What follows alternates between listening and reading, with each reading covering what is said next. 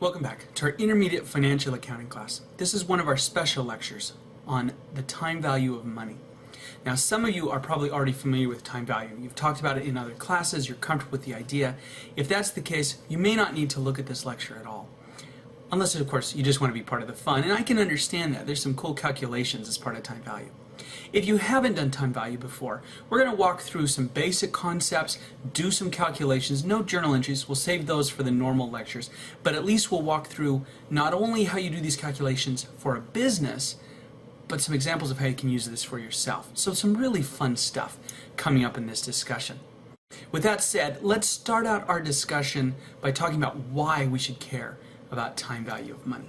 Interest and time value of money, these are huge pieces of what we do in making decisions, and I will say right here, as much as I hate to admit it, the decision-making factor with time value is probably even more important than the accounting factor, and I know, I really cringe saying that. But there's a fundamental difference between what accountants do with this and what business leaders do with this. From the accounting perspective, we're just doing the journal entries. From a business decision, you're deciding, is this a good deal or not? And that's very important if we think we're going to make any money being in business. So, understanding this time value of money and the concepts and the methods is going to impact investment decisions, long-term planning, and then decisions about project options and what we should do and what we shouldn't, and should we invest here or invest there? Do we move forward with this project or do we start something brand new? What do we decide? That's a crucial skill that you get from time value, because it's very rare that a major project or investment is going to return money within a year, and anything more than a year out, time value is going to affect. The other reason that time value of money is such an important concept is because it impacts all of us so much from a personal perspective. I mean, savings plans, debt that we get into, providing advice to others, understanding our own businesses and our own investing, all of this again depends on a good working concept of time value of money. One of the interesting things about being an accountant is that you're going to get questions about financial issues all the time. All the time.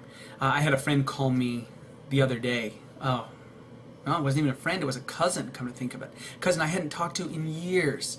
And all of a sudden he was calling and talking, and what's going on with your family, and here's what we're doing. And we talked a bit. He just lost his wife and had a small child to raise. And we were talking about some of the issues and challenges he was dealing with. And then all of a sudden he says, hey, well, I've got you. I was like, oh boy, here it comes. And sure enough, the reason he had really called me was not to visit.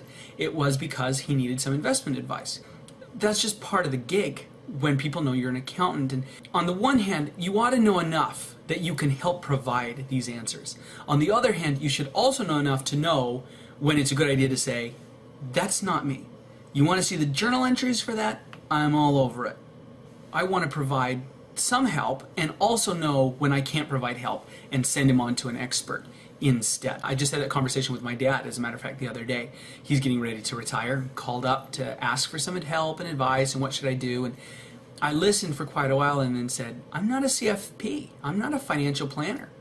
This is not me. You need to sit down with somebody who is. I could help when you wanted some basic calculations on how to build the addition to your house. The table I could handle. This stuff is something that goes to an expert. And you want to be able to do that for people. Both help with some things, the small things, and know when to send them on to an expert.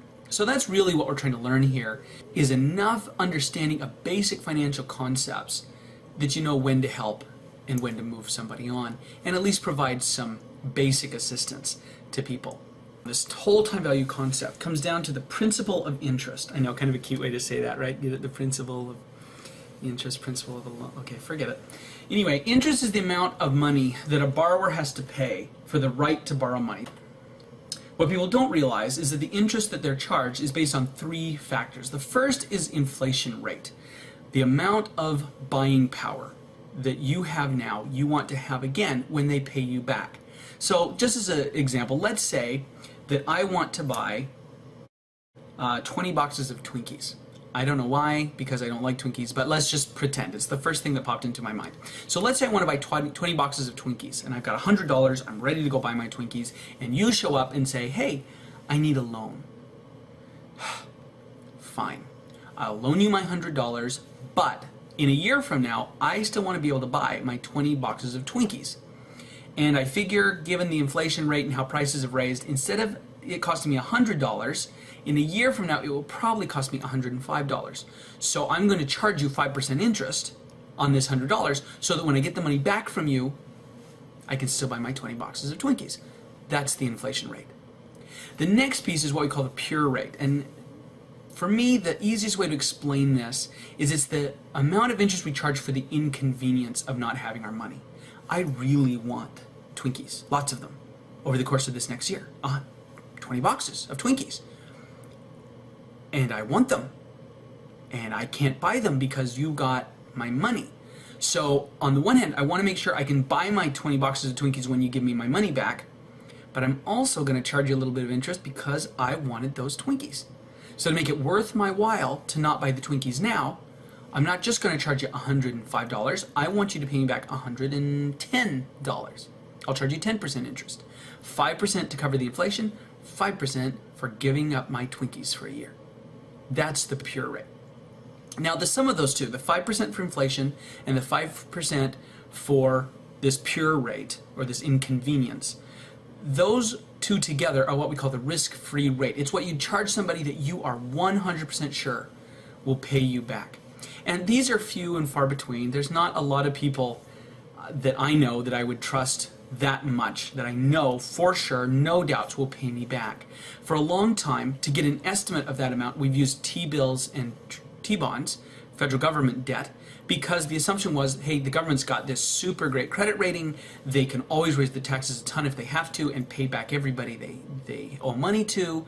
So as a proxy or as an approximation of this risk-free rate, inflation plus pure, we use the interest being charged on these treasury bills and treasury bonds. Will that hold true always? I don't know. Things have changed a little bit because of the economy, but for now at least, that's how we get a guess at what this risk-free rate is.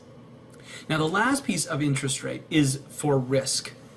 There's a chance if I loan you money, I'm never going to see it again, and I'll never get my Twinkies. So now, not only am I going to charge you money so that I can buy the same number of Twinkies when I get my money back, and to cover the fact that I just want my Twinkies, I don't want to give the money to you, but I'm also going to charge you some interest to help convince me that it's worth the risk that you'll keep my $100 and never pay me back. That's what this last credit risk rate is. It's the money that you charge to make it worth your while to take the risk. And if I know you and we're good friends and we've loaned money before and you've got a good credit rating and all this stuff, I may just charge you a couple bucks. You know, I'm pretty much confident that you're going to pay me, but I'm going to add a couple bucks in there just in case to sweeten the pot, right? If you're somebody who's not very trustworthy, and I can think of a couple people that would not be on my list. I've got a friend who's been in prison and is now on the run. He broke parole. If I were to loan him money, which I wouldn't because I'd be aiding and abetting a felon, but or a fugitive on the run, I wouldn't loan him money. But if I did, I would not only charge him the normal interest rate to cover inflation and the interest rate for the inconvenience, but I would also probably charge him 100% interest because he's on the run. I'm probably not going to get my money back. So in order for me to take the risk, he's got to sweeten the pot a lot before I'll loan him money. And that's what that last piece is. So if you add those three pieces up, that's what you're paying in interest. It's what interest is all about. Now, we just talked about one really key concept here, understanding what is part of the interest rate. We're not going to go any further than that because I want to make sure you're comfortable with that idea. When we come back in a new segment, we'll go ahead and do an example of calculating interest and how compounding works, and then move on to some other fun stuff around this concept of interest. I'll see you then.